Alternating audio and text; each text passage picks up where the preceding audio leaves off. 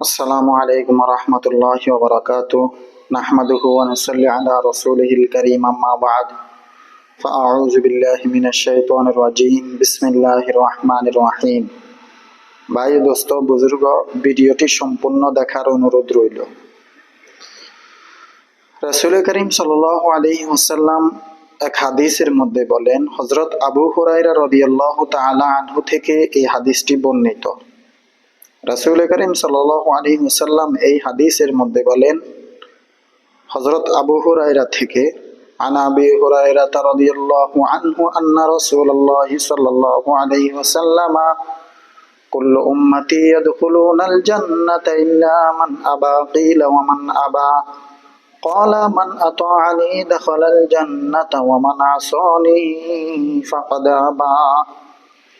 এই হাদিসের মধ্যে রাসূল করিম সাল্লাল্লাহু আলাইহি ওয়াসাল্লাম বলেন, কুল্লু উম্মতি ইয়াদখুলুনাল জান্নাতা, আমার সমস্ত উম্মত জান্নাতে প্রবেশ করবে, ইল্লা মান আবা কিলা ওয়া মান আবা, তবে যে ব্যক্তি যারা আমাকে প্রত্যাখ্যান করবে, আমার কথা মানবে না, আমার কথা শুনবে না, তারা ব্যতীত সকলে জান্নাতে প্রবেশ করবে। তারপরে এবার আবার বলেন, ক্বালা মান আতাআনি দাখালাল জান্নাতা, যে ব্যক্তি আমার অনুসরণ করবে সে জান্নাতে প্রবেশ করবে। ওয়া মান আসানি ফাকাদ আবা, আর যে ব্যক্তি আমার কথা মানবে না, আমার কথা শুনবে না, আমাকে প্রত্যাখ্যান করবে, সেই ব্যতীত সকল উম্মত জান্নাতে প্রবেশ করব। ভাই ও দোস্ত বুজুর্গ, রাসূল করিম সাল্লাল্লাহু আলাইহি ওয়াসাল্লামের অন্য একটি হাদিসের মধ্যে তো এসেছে, মান আহাব্বা সুন্নতি ফাকাদ আহাব্বানি ওয়া মান আহাব্বানি কানা মাই ফিল জান্নাহ।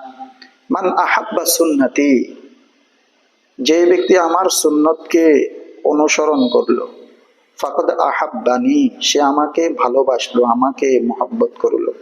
ওয়া মান আহাব্বানি, আর যে ব্যক্তি আমাকে মহব্বত করলো, কানা মাই ফিল জান্নাহ, সে আমার সাথে জান্নাতে থাকবে।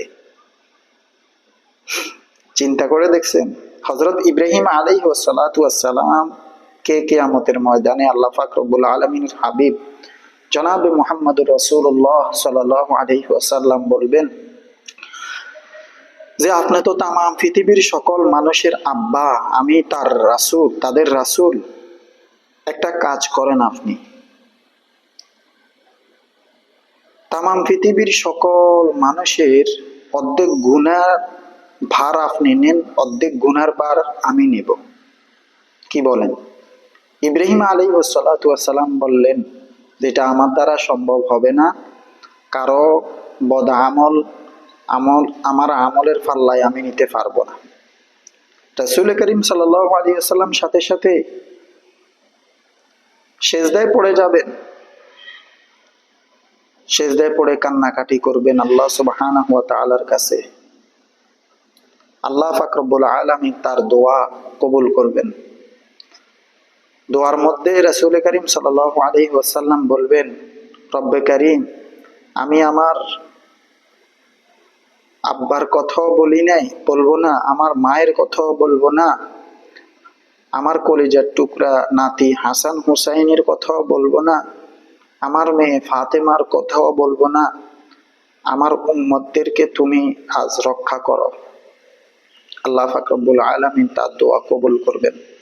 ভাই দোস্ত বুজুর্গ, রাসূল করিম সাল্লাল্লাহু আলাইহি ওয়াসাল্লামের সুন্নত ছেড়ে দিয়ে আমরা বিভিন্ন দলে বিভক্ত হলাম। রাসূল করিম সাল্লাল্লাহু আলাইহি ওয়াসাল্লামের আদর্শ ছেড়ে দিয়ে শেখ মুজিবের আদর্শ ধরলাম, শেখ হাসিনার আদর্শ ধরলাম, বিভিন্ন নেতার আদর্শ ধরলাম।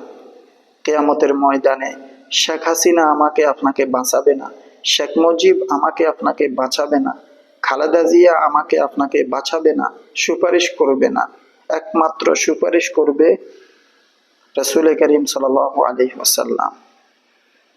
কুল ইন কুনতুম তুহিব্বুনাল্লাহ, আল্লাহ সুবহানাহু ওয়া তাআলা তো কালামে হাকিমের মধ্যে তুলে ধরছেন, কেউ যদি আমাকে ভালোবাসতে চায় ফাত্তাবিউনি, তারা যেন আমার রাসূলের অনুসরণ করে। ইউহিব্বুকুমুল্লাহ, তারা যদি রাসূলকে অনুসরণ করে আমি তাদেরকে ভালোবাসবো।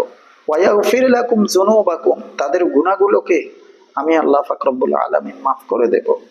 চিন্তা করে দেখছেন ভাই ও দোস্ত বুজুর্গ, এর জন্য হাত জোর করে বলতেছি যে গুনাহ থেকে ফিরে আসার চেষ্টা করুন।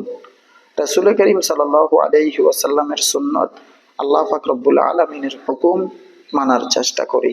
আল্লাহ পাক রব্বুল আলামিন আমাকে আপনাদের প্রত্যেককে এই কথাগুলো বুঝার তৌফিক দান করুক। ওমা আলাইনা ইল্লাল বালাগ। আমার এই চ্যানেলের মধ্যে বিভিন্ন কোরআন হাদিসের মাসলা মাসাইল এবং ওয়াজ নসিহত ছাড়া হয়। আমার এই চ্যানেলটি সাবস্ক্রাইব করে রাখবেন। আশা করি আপনাদের মঙ্গল হবে, কল্যাণ হবে। আপনাদের হাজার হাজার লক্ষ লক্ষ মানুষের মধ্য থেকে কোনো একজন মানুষও যদি আমার এই আলোচনাটা শুনে আমল করে, কিয়ামতের ময়দানে হয়তো বা আল্লাহ পাক রব্বুল আলামিন আমাকে মাফ করে দিতে পারে।